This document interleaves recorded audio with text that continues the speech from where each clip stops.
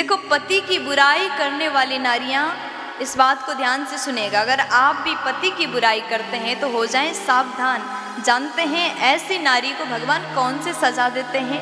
अगर आप पति की बुराई करते हैं तो हर जगह आप अभी किसी के पास में बैठ करके पति की बुराई करके निकलोगे, लेकिन उठ करके जाने के बाद बुराई आपकी शुरू होगी। अरे ये कैसी नारी है, अपने स्वयं की पति की बुराई कर रही है।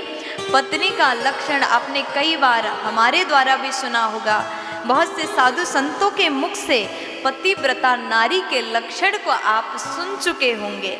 जो नारी पति का त्याग नहीं करती, भागवत में भी प्रसंग आता है, पति चाहे कैसा भी हो, जिसके भीतर गुण ना हो, शील ना हो, रूप ना हो, जो पति धन नहीं कमाता हो, चाहे कैसा भी हो, पति चाहे नहीं भी नहाता हो तो भी उसका त्याग नहीं करना चाहिए। अभी कुछ दिन पहले हम लोग सुन रहे थे, सुन करके बड़ी हंसी भी आती है। एक नारी ने पति का त्याग कर दिया, कारण केवल इतना था कि पति महीनों तक नहीं नहाया, नहीं नहाता था। ये भी कोई कारण है? शास्त्र तो कहते हैं कि पति का त्याग करना नारी के लिए कभी नहीं चाहिए। नारी अगर पतिव्रता है, चाहे पति धनी हो, गरीब हो, चाहे कैसा भी हो, हर परिस्थिति में पति का सम्मान करना पत्नी का धर्म है।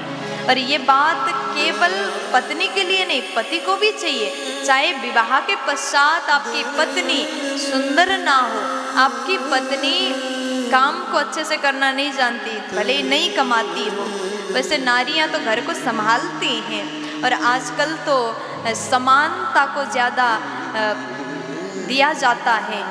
समानता हम बोलते हैं कि पति पत्नी एक समान है, पति कमाता है तो पत्नी भी कमाती होनी चाहिए। लेकिन अच्छी बात है, लेकिन शास्त्र का आदेश है, पति घर का पालन करता है, पत्नी घर को संभालती चलाती है।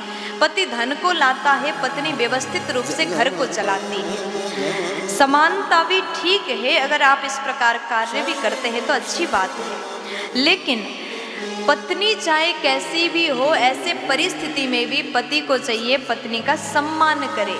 हर नारी सम्मान के अधिकारी है, पतिव्रता नारी सर्वथा सम्मान की अधिकारी है। इसलिए चाहे रूप सुंदर ना हो तो भी अपमान मत करिए। कई बार तो घर में इसी बात पर विवाद होता है कि पति मोबाइल लेकर के घंटों तक बिस्तर में पड़ा रहता, लेटा रहता, मोबाइल लेकर के कहीं भी जाना, भोजन कर रहा है तो भी मोबाइल देख रहा है, खा रहा है, और पत्नी को लगता है कि पक्का ये किसी और से बात करता होगा, इसलिए ये ध्यान ही नहीं दे रहा, बात ही नहीं कर रहा हमसे। इस बात पर भी विवाद हो जाता है।